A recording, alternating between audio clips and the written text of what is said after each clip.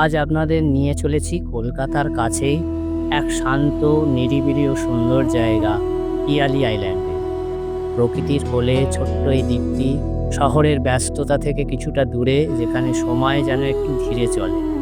নদীর নীরবতা, সবুজ গাছপালা আর গ্রাম বাংলার সরল পরিবেশ সব মিলিয়ে একটি অসাধারণ অফবিট ডেস্টিনেশন। আজকের ভিডিওতে আমি চেষ্টা করব আপনাদের জানাতে কিভাবে আসবেন, কোথায় থাকবেন আর এখানে কি কি ঘুরে দেখার আছে। তাহলে অনুরোধ করব ভিডিওটি শেষ পর্যন্ত দেখবেন। চলুন শুরু করি আজকের সুন্দর ভ্রমণ।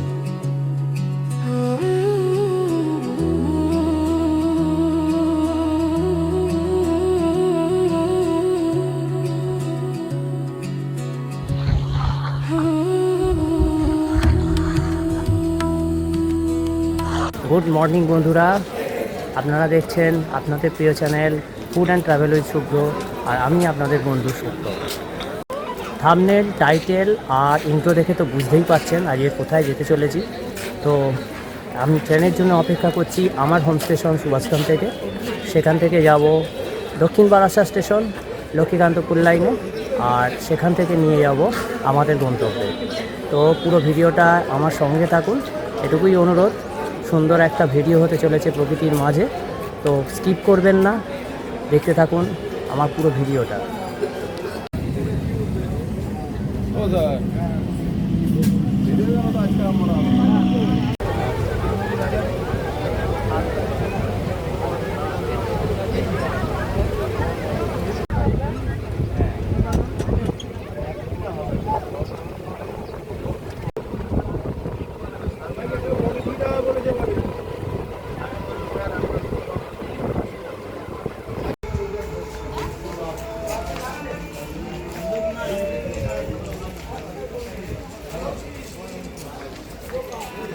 নেমে পড়লাম দক্ষিণ বারাসাত স্টেশনে। এবারে আমাকে এখান থেকে খুঁজতে হবে কী করে অটোয় করে আমি যাব, মানে অটো আদৌ সম্পূর্ণটা যায় কি না, তো আমিও জানি না। তো চলুন, এখান থেকে অটো স্ট্যান্ডটা কাছেই, গিয়ে দেখি যে ওখান থেকে অটো পিয়ালির দিকে যাচ্ছে কি না।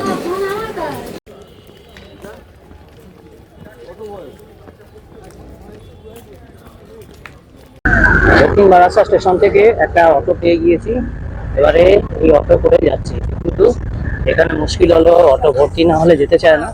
আইদার আপনাকে পুরো টাকা দিয়ে যেতে হবে, নয় শেয়ারে যেতে গেলে অপেক্ষা করতে হবে। যাই হোক, অটো ছেড়ে দিয়েছে, এবারে যাওয়ার পালা।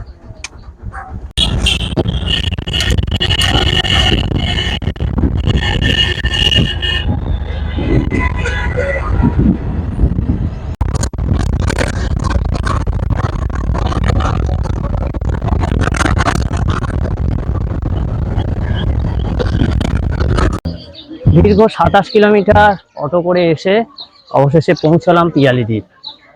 তো এখানে এসছি, ঘুরে ঘুরে অবশ্যই আপনাদেরকে দেখাবো।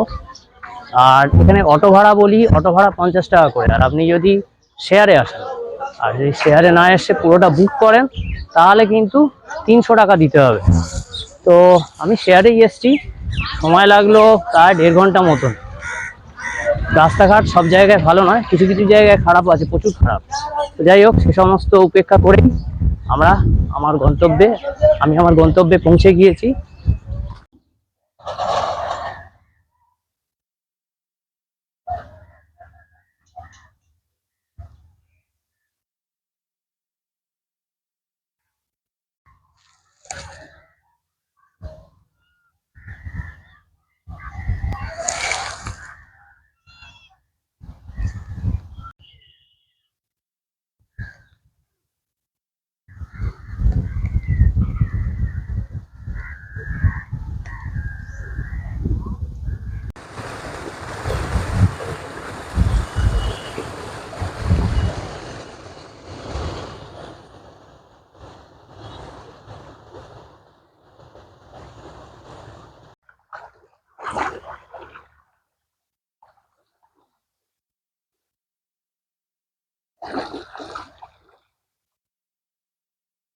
এখন আমি যেখানে রয়েছি না, এই জায়গাটা যারা পাখি দেখতে ভালোবাসেন তাদের জন্য স্বর্গরাজ্য হতে পারে।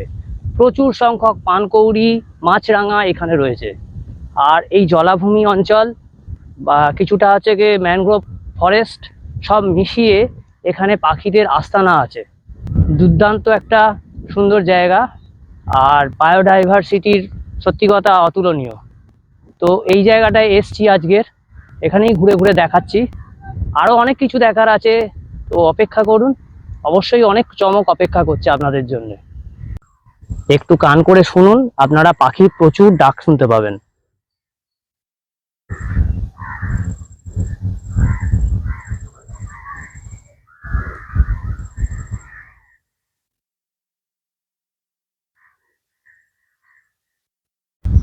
এখানে ঘোরাঘুরি করবার জন্য কিন্তু আপনি সেইভাবে কোনো গাইড পাবেন না, তবে লোকাল লোকেরা বলে দেবে আপনাকে, সেরকমভাবে ঘুরবেন, অসুবিধা হবে না।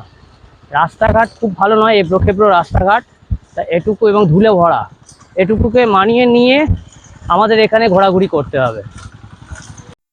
আমার এর পরের গন্তব্য ছিল পিয়ালি ড্যাম।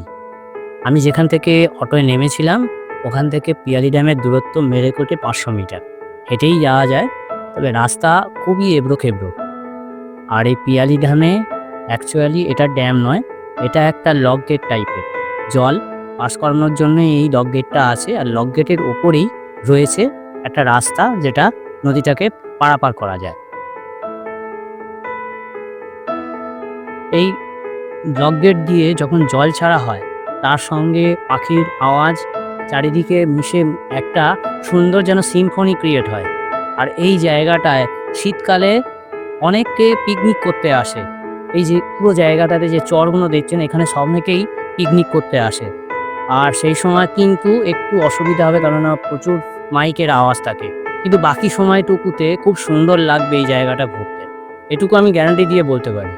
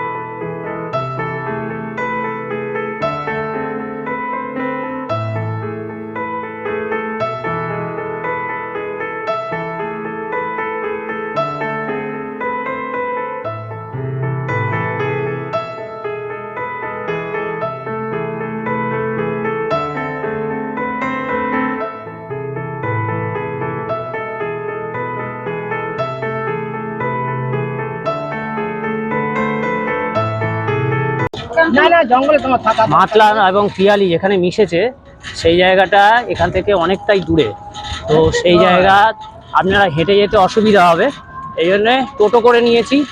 তো টোটো ওখানে আমাকে নামিয়ে দেবে, বলে দিল জায়গা মতন নামিয়ে দেবে। তো সেই জায়গাটা দেখতে এখন টোটো চড়ে যাচ্ছি।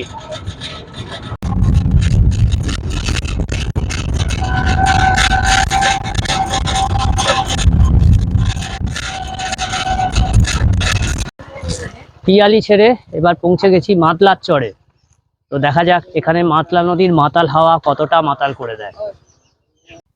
এই হচ্ছে গে মাতলা নদী, আর এই বরাবর চলে গেলে কিছুটা দূরে গেলে সেখানে আপনারা দেখতে পাবেন পিয়ালি আর মাতলা মিশে গিয়েছে।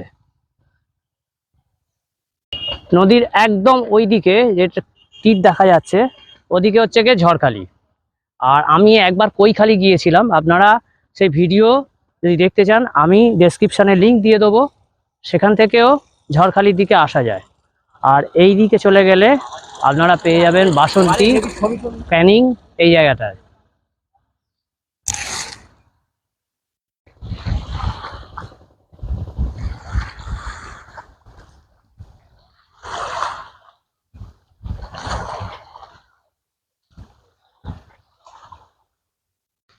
মাতলা নদীর ধার বরাবর এই রাস্তা দিয়ে গেলেও নাকি ওই পিয়ালি নদী যেখানে মিশেছে সেখানে যাওয়া যায়, কিন্তু সে জায়গাটা এমন, এখানে রাস্তাটা সেখানে জঙ্গলের ভিতরে ঢুকতে হবে।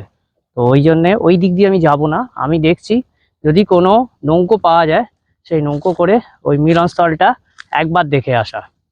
দূর থেকে বোঝা যাচ্ছে, কিন্তু আমার ক্যামেরায় কতটা আসবে আমি সেটা বলতে পারছি না। এই দূরে এখান থেকেই দেখা যাচ্ছে যেখানে পিয়ালি, আর দূরে দেখতে পাবেন পিয়ালি আর মাতলা মিশেছে। কিন্তু ওই জায়গাটায় যেতে গেলে নৌকো করে যেতে হবে, অথবা কোনোভাবে এখানে হেঁটে যেতে হবে, কিন্তু সেটা জঙ্গলের মধ্যে দিয়ে যেতে হয় বলে স্থানীয়রাই আমায় যেতে বারণ করলো।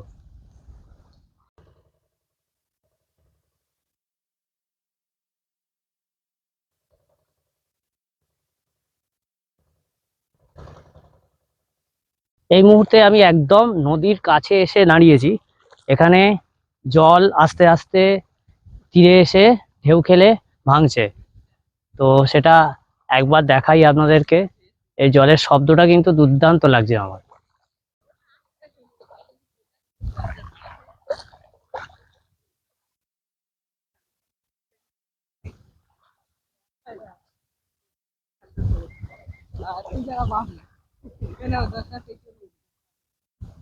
দুর্ভাগ্যবশত আজকে এখানে কোনো নৌকো আমি দেখতে পেলাম না। সাধারণত মাঝিদের বললে তারা ঘুরিয়ে নিয়ে আসে এই জায়গাটা থেকে, কিন্তু ওই জায়গায় আজকে যাওয়ার মতন কোনো নৌকো নেই এই মুহূর্তে। মাছ ধরা নৌকো কিছু আছে, কিন্তু তারা ওইদিকে যাবে না। তো কি রেট সেটাও আমি জানতে পারলাম না, কত টাকা নেয় না নেয়। তো দেখি এবারে আবার ওই পিয়ালির দিকে ফেরার বন্দোবস্ত করছি আমি।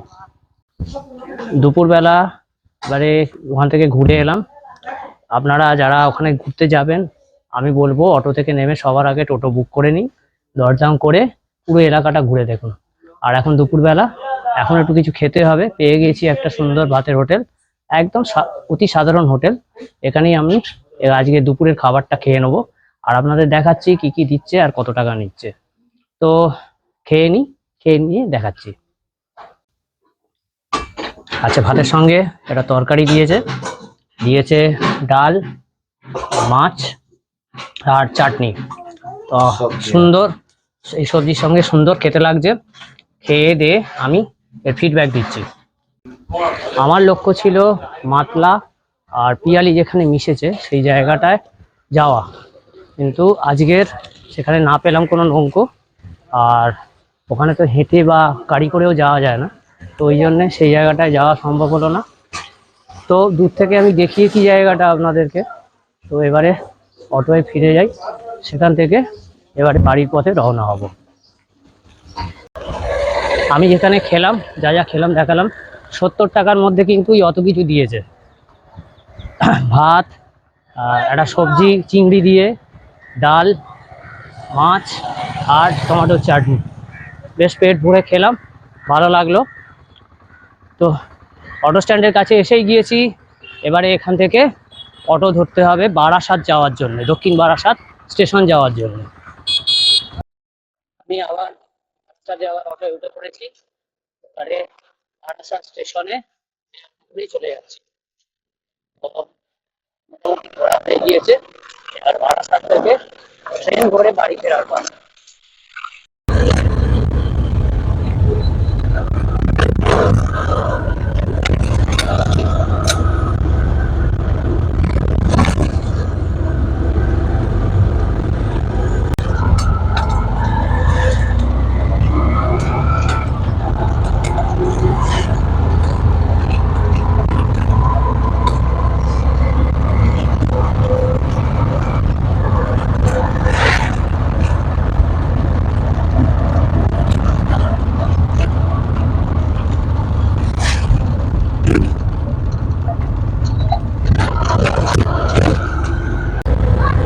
এতক্ষণ পর্যন্ত আমি পিয়ালি নদী বরাবর আমাদের অটো যাচ্ছিল।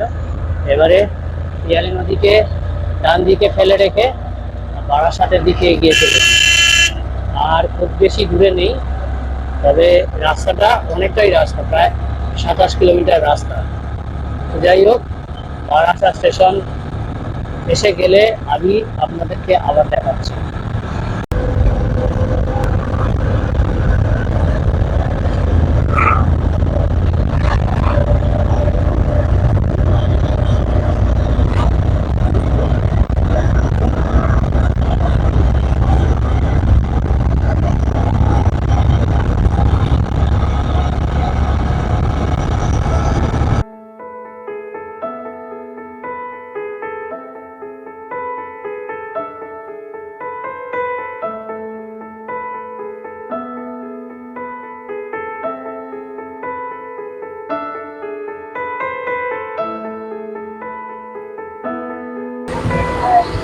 বারাসাত স্টেশনে ঢোকবার সঙ্গে সঙ্গেই ট্রেন পেয়ে যাই, আর এই ট্রেন ধরেই এখন বাড়ি ফিরছি। তো আমার ভিডিওটা আপনাদের কেমন লাগলো অবশ্যই আমাকে জানাতে ভুলবেন না। ভালো লাগলে লাইক কমেন্ট তো করবেন, শেয়ার করে দেবেন বন্ধুদের মধ্যে। আর এখনো যদি আপনি আমার চ্যানেলটা সাবস্ক্রাইব না করে থাকেন, অনুরোধ রইল সাবস্ক্রাইব করে নেওয়ার। তো আরো নতুন কোনো জায়গা নিয়ে খুব তাড়াতাড়ি ফিরে আসছি, নতুন কোনো ভিডিও আপনাদের মধ্যে শিখবো। সবাই ভালো থাকবেন, সুস্থ থাকবেন, দেখা হচ্ছে খুব তাড়াতাড়ি। টাটা।